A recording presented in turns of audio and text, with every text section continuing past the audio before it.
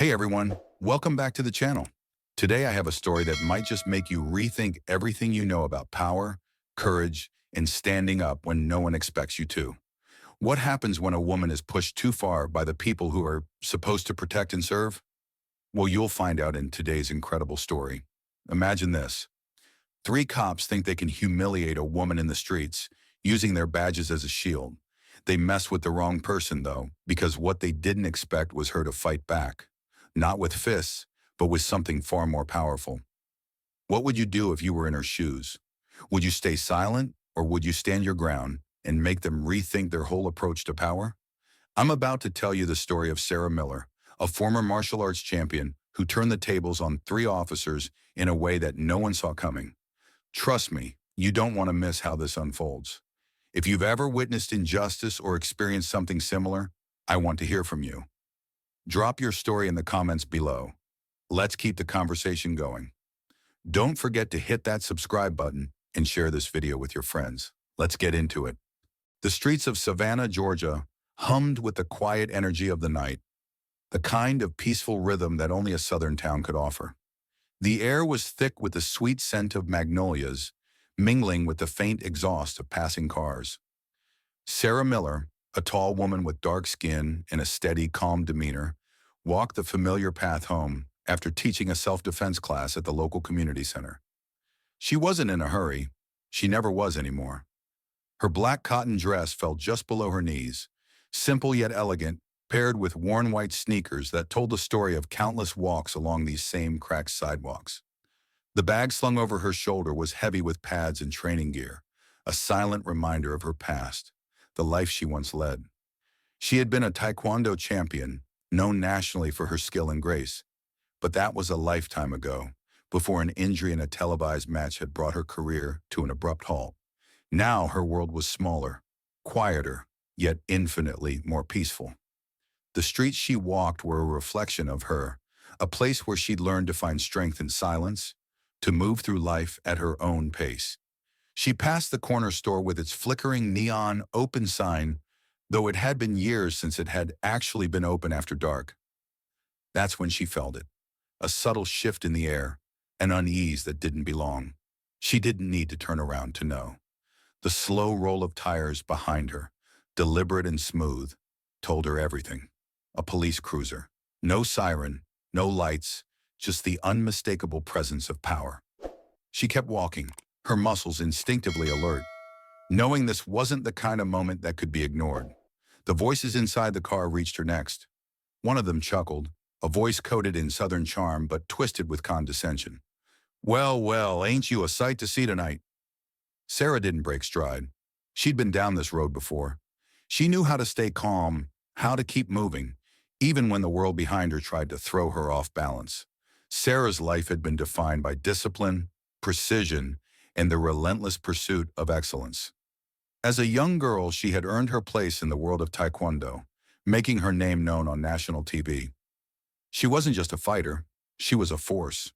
The spotlight loved her. Sponsors came calling, photographers snapped her every move, and the world saw her as an unstoppable athlete. Her life, though, wasn't as glamorous as it seemed. Behind the medals and the trophies, there was sacrifice, the pressure to perform, the never-ending expectations. But it was the moment she landed wrong during a televised match in Dallas that changed everything. A single misstep, a momentary lapse, and her career unraveled like a cheap sweater.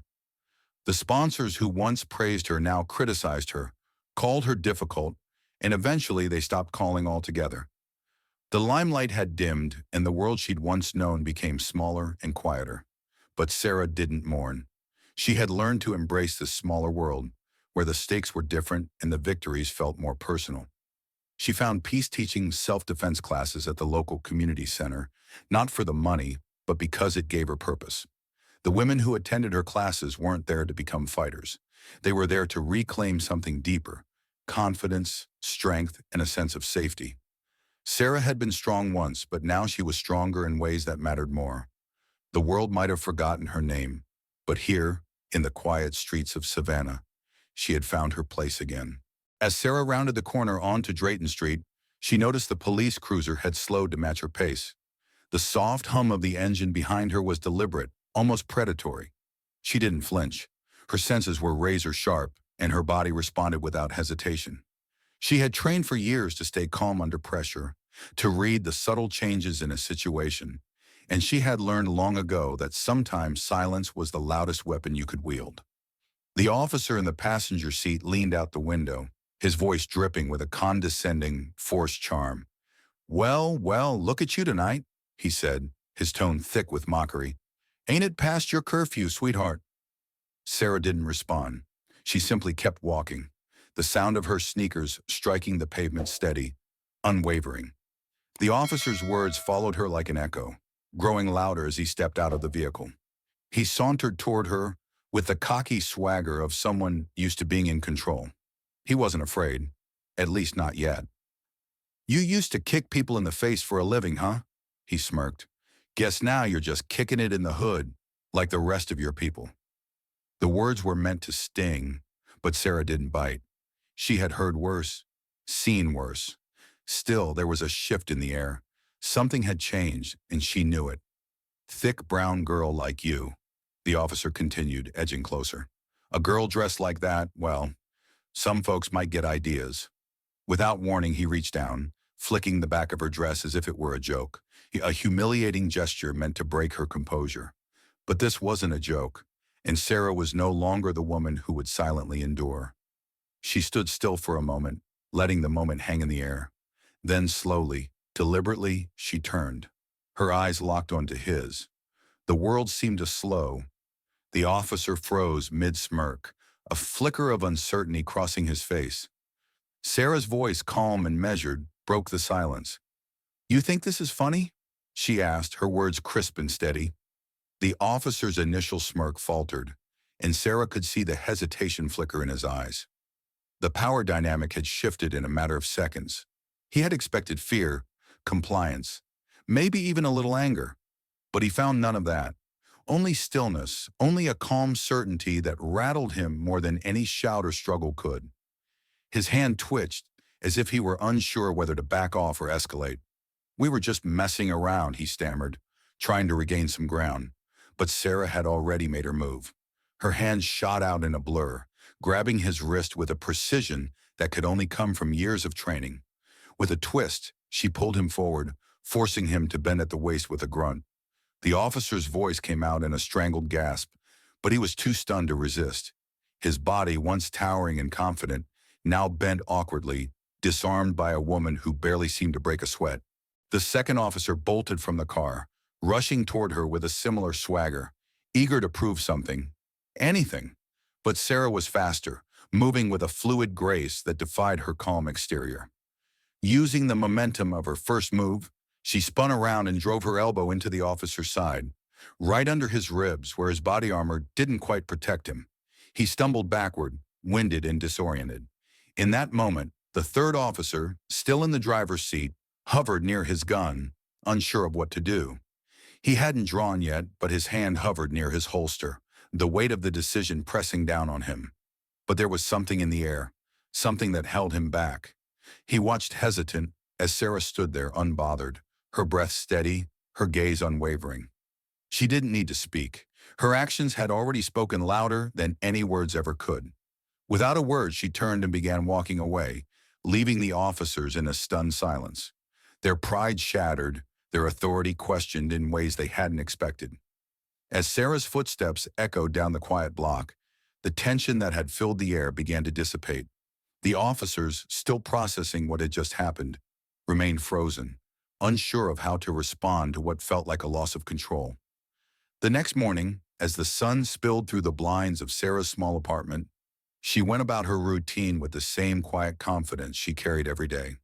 Her coffee brewed, the faint scent of sandalwood filled the air as she moved through her stretches, and she checked her calendar for the upcoming class. There was nothing out of the ordinary, nothing to suggest that the events of the previous night had left a ripple, much less a storm, in its wake. However, at the Savannah precinct, a different kind of stillness had settled in. The officers involved in the incident felt the tension immediately. Officer Delaney, who had remained behind in the cruiser, was the first to show signs of the unease. He arrived at the station with dark circles under his eyes, his jaw set tight, his body language stiff. He usually participated in the morning chatter with ease, but today he avoided eye contact, keeping to himself. The other officers noticed, the mood in the precinct starting to shift. It wasn't just Delaney. Officer Jake Whitman, the one who had flicked Sarah's dress, was uncharacteristically quiet.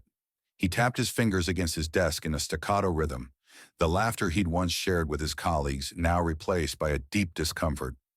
Something had changed. No one spoke of it directly, but it was there, hanging in the air like smoke from a fire no one could yet see. By mid-morning, whispers had begun. A dispatcher had overheard a strange call log that didn't match any formal entries, and an IT technician had flagged a missing body cam segment from the night shift. The small details piled up, each one hinting at something larger, something that had gone wrong, but the officers were still reluctant to face it head-on. They didn't know how to process what had happened, or even if they wanted to admit it. Inside the precinct, Sergeant Karen Lowe could sense the change before anyone said a word. She had seen this kind of tension before. It wasn't guilt, but ego, a recognition that something had been broken, and no one knew exactly how to fix it. By the time noon arrived, the unease within the precinct had morphed into something heavier, something undeniable. The whispers had become a steady hum, and the officers could no longer ignore the mounting pressure. It wasn't long before Internal Affairs stepped in. An anonymous tip had been sent to the department. Nothing too detailed, just a cryptic line. Watch Patrol Unit 14B. It was enough to raise suspicion. The tip was vague, but the timing, the sudden silence that had fallen over the precinct, couldn't be ignored. The patrol logs were reviewed, and it didn't take long for Internal Affairs to notice the glaring gap. Between 10:30 p.m. and 12:30 a.m. on the night of Sarah's confrontation, there were no incident reports filed, no traffic stops, no citations, no suspicious activity logged. Just a steady track of GPS movement through residential streets, one route traced right past the elementary school near East Broad. Too late for a school zone patrol, too quiet for a legitimate call. The officers involved were immediately flagged. Officer Jake Whitman, Officer Marcus Fields, and Officer Tom Delaney. But despite the growing evidence, there was still hesitation within the department. The officers hadn't filed anything officially, and there were no reports of misconduct at first. It was only when Sergeant Karen Lowe overheard a conversation in the break room that the cracks began to show. One of the training officers mentioned hearing rumors about a civilian takedown. Someone said a woman had flipped 2 cops and walked off, he murmured. But the moment he saw Karen's eyes on him, he went silent. The air had changed. It was no longer about protocol or standard procedure.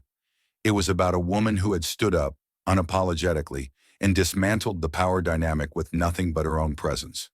By the time the investigation had started to pick up speed, the officers involved had already started to withdraw. The whispers had begun, and the weight of them was undeniable. Officer Delaney, the first to crack, knew that things weren't going to stay quiet for much longer. As the investigation into the events of that night unfolded, the atmosphere within the precinct grew more brittle with each passing day. Officers who had once been quick to crack jokes or engage in casual conversations now spoke in clipped tones. Conversations halted abruptly when certain names were mentioned, and everyone knew exactly what they were talking about, even if they pretended otherwise. The silent tension was inescapable, and it spread like wildfire. The culture of invincibility that had once permeated the precinct began to fray. Captain Charles Brantley, a man known for his old-school demeanor and sarcastic remarks, felt the shift more acutely than anyone. For years, he had ruled the floor with a blend of sharp wit and an unshakable belief in his own authority. But now he found himself in the unfamiliar position of being questioned, both by his own officers and by the higher-ups who were starting to ask uncomfortable questions. The pressure from above had started to mount. It wasn't just about the incident with Sarah anymore. It was about a larger problem, one that had long been brewing under the surface. The internal review wasn't just looking at the actions of 3 officers. It was looking at the broader culture within the department, the unchecked assumptions, the underlying biases that had gone unchallenged for so long. Brantley knew that if the investigation continued down this path, it could spell disaster for the entire department. Internal Affairs had already begun their review of the officers involved. By the afternoon, Delaney had been placed on administrative leave. Whitman and Fields followed soon after. Brantley, who had always been able to navigate the politics of the precinct with ease, found himself caught in the storm of a reckoning that was long overdue. But it wasn't just the department that had been rattled. It was the city, too. Sarah's quiet defiance had sparked something in the air, and it wasn't going away anytime soon. As the investigation progressed, Sarah remained a quiet figure in the background. She didn't seek media attention, didn't file complaints, and didn't chase after justice in the traditional sense. While the world around her shifted, she continued with her life as if nothing had happened. Her routine remained unchanged, teaching self-defense classes, walking through the streets of Savannah, and sipping coffee at the same cafe where she had always gone. Her demeanor was calm, but her presence had grown in weight, both in the precinct and in the community. The police department was changing, but Sarah's life was one of quiet resistance. The whispers about her, about what had happened that night, didn't bother her. In fact, they only seemed to add to the growing legend that surrounded her. People in the community began to see her differently, not just as the woman who had once been a martial arts champion, but as someone who had stood up when it mattered most. She wasn't just teaching self-defense. She was showing the women in her classes how to stand their ground, how to command respect without uttering a word. A few women who had attended her classes approached her on the street, expressing their gratitude. "My daughter's learning self-defense now," one said, "not because she wants to fight, but because she wants to know what it feels like to hold space for herself. She saw what you did, and it gave her courage." It was moments like this that made Sarah realize the impact of her actions, even if they hadn't been planned or intentional. Her example was one that had quietly ignited a spark in others. Meanwhile, back at the precinct, the officers involved continued to face the consequences. Officer Delaney, who had once laughed off the situation, now sat in interviews, his voice cracking as he admitted to the wrongdoing. Whitman, who had once felt untouchable, was now meeting with legal counsel, unable to escape the fallout. The department wasn't just reeling from the incident. It was being forced to confront a culture of privilege and disregard that had festered for far too long.